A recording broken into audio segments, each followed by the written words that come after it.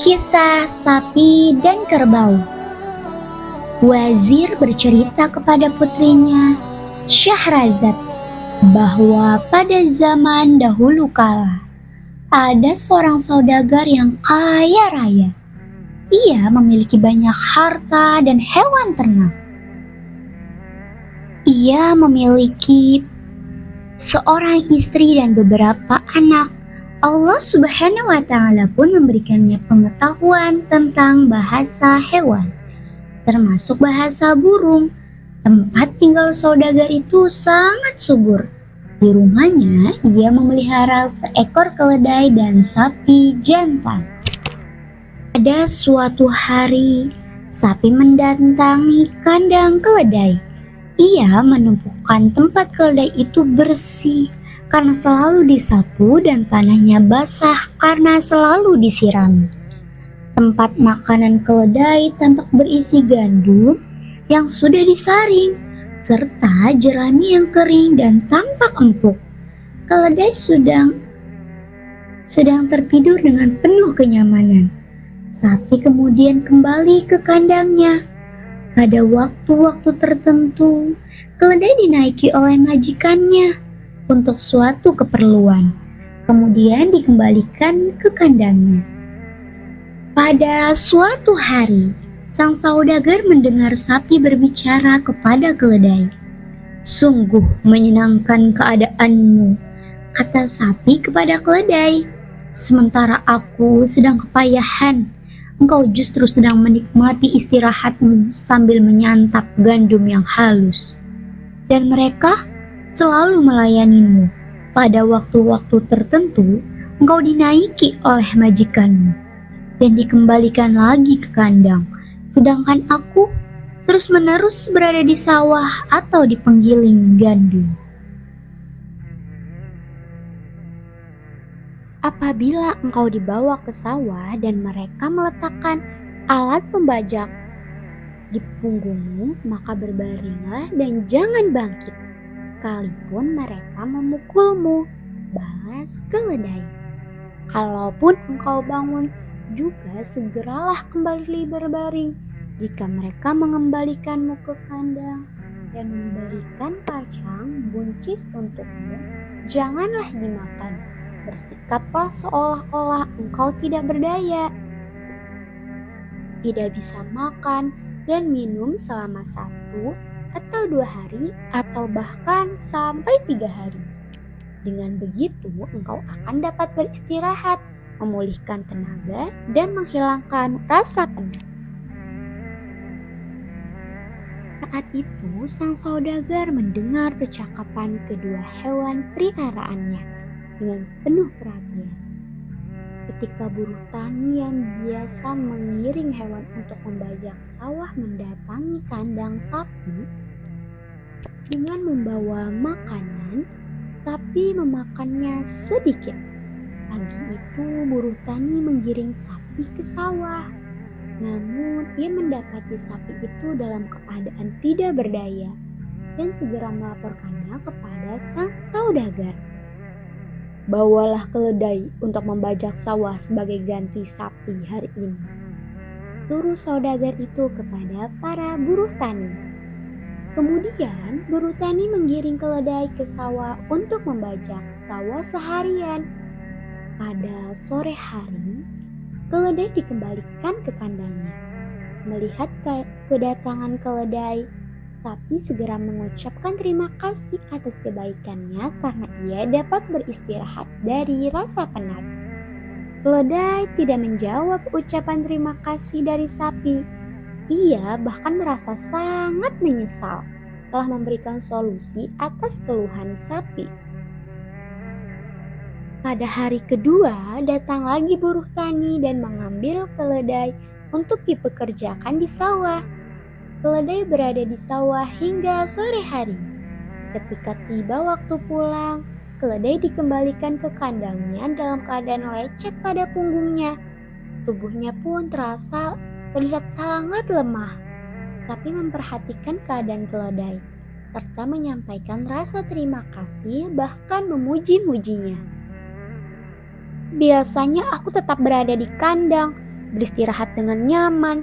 Tidak ada yang menyebabkanku menderita seperti ini, kecuali kebaikanku kepadamu, ucap keledai.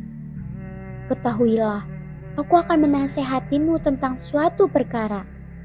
Aku telah mendengar majikan kita mengatakan bahwa jika sapi tidak bisa bangun dari tempatnya, lebih baik diberikan saja kepada tukang jagal untuk disembelih dan dikuliti, serta dagingnya dibagi-bagikan sebagai daging kurban. Aku sungguh mengkhawatirkan keadaanmu. Aku sengaja memberitahukan ini kepadamu agar engkau memikirkannya. Semoga engkau selamat. Mendengar ucapan keledai, sapi menyatakan terima kasih kepada keledai. Besok pagi, beristirahatlah bersama para pelayanmu, kata sapi. Percakapan kedua hewan itu kembali didengar oleh sang majikan. Kemudian sapi menghabiskan makanannya dengan lahap, sampai menjulurkan lidahnya untuk menjilati sisa-sisa makanan. Pada suatu siang, saudagar pergi bersama istrinya menuju sebuah tempat peristirahatan. Keduanya duduk-duduk di sana menikmati pemandangan dan semilir angin. Saat itu buruh tani mendatangi kandang sapi dan membawanya pergi ke sawah. Ketika sapi melewati tuan yang sedang duduk santai di pondok peristirahatan, ia menggerak-gerakkan ekornya, bertingkah lucu, seakan meminta penilaian dari tuannya. Melihat hal tersebut, sang saudagar tertawa terbahak-bahak hingga terletang di tempat duduknya. Apa yang membuatmu tertawa seperti itu? Tanya istri saudagar seraya heran. Aku melihat dan mendengar sesuatu, tetapi aku tidak mampu mengatakannya, sebab aku terancam kematian, jawab sang saudagar. Engkau harus mengatakannya kepadaku. Kenapa engkau tertawa seperti itu? Engkau harus mengatakannya sekalipun engkau terancam kematian, paksa istrinya karena merasa penasaran. Aku tidak bisa mengatakannya. Aku takut menghadapi kematian, kata sang saudagar bersikukuh. Pasti engkau menertawakanku. Sang istri terus-menerus mendesak suaminya untuk mengatakan sebab-sebab yang membuatnya tertawa. Akhirnya, saudagar itu memutuskan untuk menyerah. Namun, ia kebingungan. Ia pun mengumpulkan anak-anak. Ia juga mengutus pelayannya untuk menghadirkan hakim dan para saksi, sebab ia ingin memberikan wasiat terakhir terlebih dahulu sebelum mengungkapkan rahasia dan menemui kematian. Hal ini dilakukannya karena ia sangat mencintai istri sekaligus ibu dari anak-anaknya. Apalagi istrinya adalah putri pamannya sendiri, jadi masih saudara sepupunya. Saat itu umur sang saudagar sudah mencapai 120 tahun. Sang saudagar juga mengundang seluruh keluarganya, bahkan seluruh warga kampung kepada mereka. Ia menceritakan kisah yang dialaminya mengenai ilmu mengetahui bahasa hewan yang dimilikinya. Ia mengungkapkan rahasianya bahwa jika ia mengatakan apa yang didengarnya dari hewan kepada orang lain, maka ia akan mati. Seluruh orang yang hadir di rumah sang saudagar membujuk sang istri. Sebaiknya engkau hentikan permintaanmu itu agar suamimu tidak berhadapan dengan kematian. Bagaimanapun ia adalah ayah dari anak-anakmu, kata orang-orang berusaha menasehati. Aku tidak akan menghentikan persoalan ini sebelum ia mengatakan rahasianya kepadaku, sekalipun ia harus mati, tegas sang istri. Mengetahui kekerasan hati wanita itu, orang-orang tidak bisa berbuat apa-apa selain diam. Kemudian sang saudagar bangkit dari tempat tidur, menuju ke pancuran air dan mengambil air wudhu. Sesudah berwudhu, ia akan mengatakan rahasia itu dan siap untuk mati. Ia kemudian kembali ke tempat tidurnya. Selain memelihara keledai dan sapi, sang saudagar juga memelihara seekor ayam jantan dan 50 ekor ayam betina. Ia memiliki seekor anjing. Sesaat sebelum mengatakan rahasianya, ia mendengar anjing sedang memanggil ayam jantan. Engkau selalu bersenang-senang dengan betina-betinamu, sedangkan majikan kita akan segera menghadapi maut. Telah anjing kepada ayam jantan. Ada apa dengan majikan kita? Tanya ayam jantan. Anjing menceritakan kejadian yang dialami oleh sang majikan. Demi Allah, majikan kita kurang cerdas, ucap ayam jantan. Aku mempunyai 50 istri dan aku bisa menyukai atau membenci mereka sekehendak hatiku. Sedangkan ia hanya memiliki satu istri, tetapi tidak bisa mengatasi persoalan dengan istrinya. Ia bisa saja mengambil sebagian dahan pohon kayu, kemudian masuk ke kamar istrinya dan memukulinya sampai mati atau sampai ia bertobat untuk tidak akan menanyakan apapun. Aku khawatir raja akan memperlakukanmu seperti si saudagar itu memperlakukan istrinya, nak, kata wazir menghentikan kisahnya. Apa yang telah dilakukan oleh saudagar itu, ayah? Tanya Syahrazad penasaran. Sang wazir pun melanjutkan ceritanya. Atas dasar ucapan ayam jantan itu, sang saudagar masuk ke kamar. Sebelumnya, ia memotong dahan pohon dan menyembunyikannya di dalam kamar.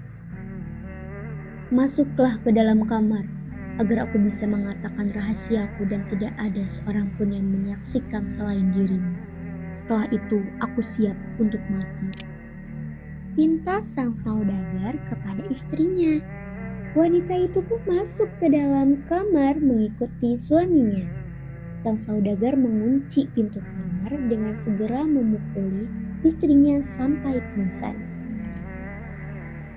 Aku bertaubat, aku tidak akan menanyakan apapun lagi kepadamu, kata sang istri setelah siuman. Sambil berkata demikian, sang istri mencium kedua tangan suaminya. Kemudian keduanya keluar kamar. Mengetahui kejadian itu, semua yang hadir di rumah itu merasa senang dan mereka mengadakan pesta. Mereka mengubah rencana akan perkabungan menjadi acara pesta kegembiraan. Demikianlah cerita tentang sapi dan keledai.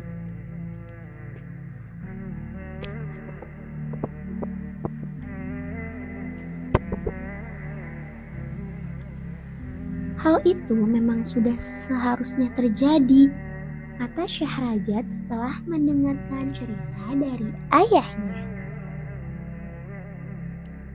Setelah wazir merasa bahwa anaknya telah berketetapan hati untuk kawin dengan sang raja, maka ia segera mempersiapkan segala kebutuhan dan membawanya kepada Raja Syahrayar.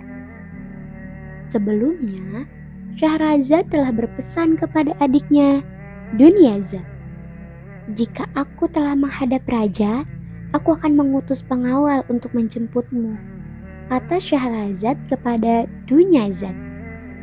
Ketika engkau telah datang ke istana dan engkau melihat bahwa raja hendak memenuhi hajatnya kepadaku, maka pintalah kepadaku agar aku menceritakan sebuah kisah aneh. Kita akan menghabiskan malam dengan ceritaku. Insya Allah, aku akan bebas pada malam pertama. Demikianlah, ketika tiba di istana, Raja Syahrayar menyambut wazir dan anaknya dengan gembira. Apakah engkau datang untuk memenuhi keinginanku? Tanya Raja Syahrayar. Benar, Yang Mulia, jawab Yazir. Maka Syahrazad pun resmi menjadi permaisuri raja. Ketika raja hendak memasuki kamar pengantin, Ratu Syahrazad menangis. Raja Syahrayar terkejut. Apa yang terjadi denganmu?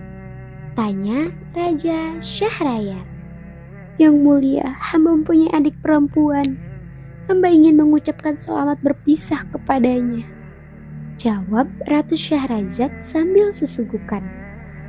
Raja Syahrayar pun segera mengutus pengawal untuk menjemput adik iparnya. Tidak berapa lama kemudian, Dunyajat tiba di istana. Ratu Syahrazad memeluk adiknya. Dunajat duduk di lantai dekat ranjang pengantin. Sang raja kemudian membawa Ratu Syahrazad ke peraduannya. Ia mencumbu dan menikmati keperawanan Ratu Syahrazad. Kemudian, setelah selesai memadu cinta, Ratu Syahrazad mengajak raja menemui adiknya. Mereka duduk bersama dan bercakap-cakap.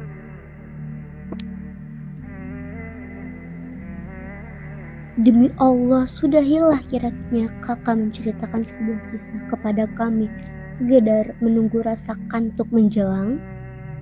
Pinta Dunyazad kepada Ratu Syahrazad. Dengan senang hati adikku, jika baginda yang bijak ini mengizinkannya, jawab Raja Syahrazad. Ketika mendengar percakapan istri dan adik iparnya, sedangkan hatinya sedang gelisah memikirkan cara untuk menghabisi nyawa istrinya itu, maka Raja Syahrayar merasa senang untuk mendengarkan cerita istrinya.